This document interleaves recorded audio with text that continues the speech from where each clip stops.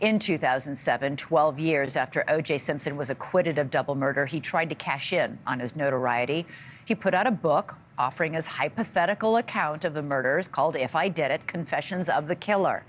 Simpson worked with a ghostwriter, a neighbor of Nicole Simpson's, who not only served as a witness for the prosecution, but who always believed that O.J. was guilty of the murders. That ghostwriter joins me now, Pablo Fenjves. Thank you so much for being here. Pablo, I've got to ask you, how did you wind up being a ghostwriter on this book after being a witness for the prosecution, after hearing the dogs barking the night of the murder and testifying that, all about that, and that you believed O.J. was guilty? Well, I got a call from Judith Regan, the publisher, and she told me she had this project and asked me to come in and talk about it. And I really didn't understand what the project meant. It was a hypothetical confession. And I said I didn't want to be in business with O.J., at which point the attorneys sent over some documentation showing that the deal was in fact with O.J.'s children. And I thought about it. And as a former journalist, it was a little bit, it was hard to resist, the opportunity to sit in a room with a man that I knew was, I was convinced was a murderer, was hard to pass up. You actually told him that. You told him you thought he was guilty of murder. How did he react?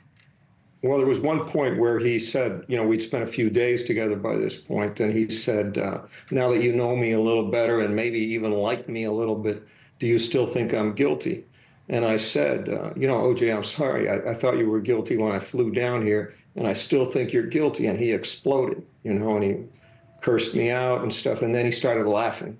And he thought, it was very amusing. He wanted to put a little scare in me, but it wasn't an act of bravery on my part. Basically, at that point, if I had lied to him, and I think he would have been able to tell that I was lying, it would not have served the book, and it would have kind of just sort of ruined the days we had left to work together. I'm struck by, as you tell that story, by the two sides of O.J. Simpson I think we all saw, which was on the one hand, the charmer who thought he could charm you.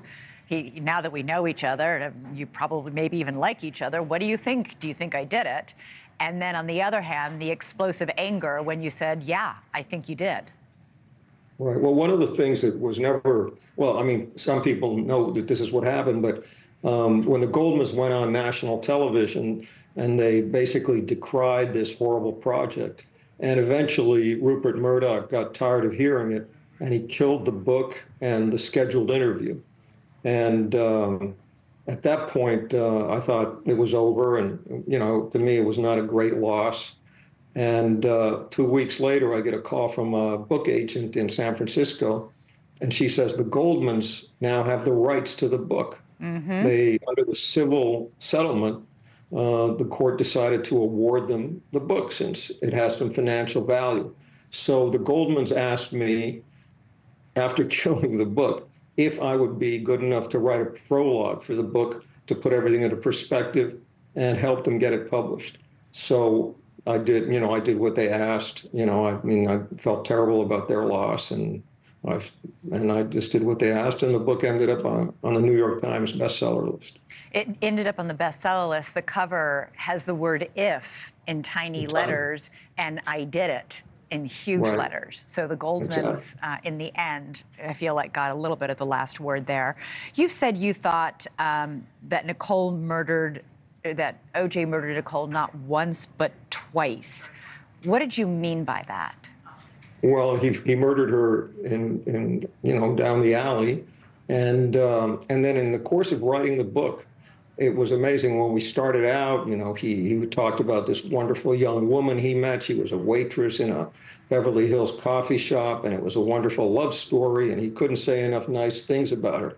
But as we dug a little bit deeper, and he started getting into like the allegations of abuse and the fact that the media turned him into the poster boy for wife abuse, he basically began to murder her character. Now, in normal circumstances, if I'm working with somebody who, brings up things that are kind of unsavory or unflattering, we'll talk about it. We'll say, do you think this belongs in the book? But in OJ's case, I said, well, go ahead and hang yourself. So I basically took down what he said about her, and judging from the way he described her, you get a pretty good idea of the kind of person he was. Yeah, you told Newsweek you were shocked at how unaware Simpson was of how terrible he was coming across in that book. Absolutely. It was amazing. And, never at any point in the time we were together was there even an iota of remorse or regret. Wow. Never. Never.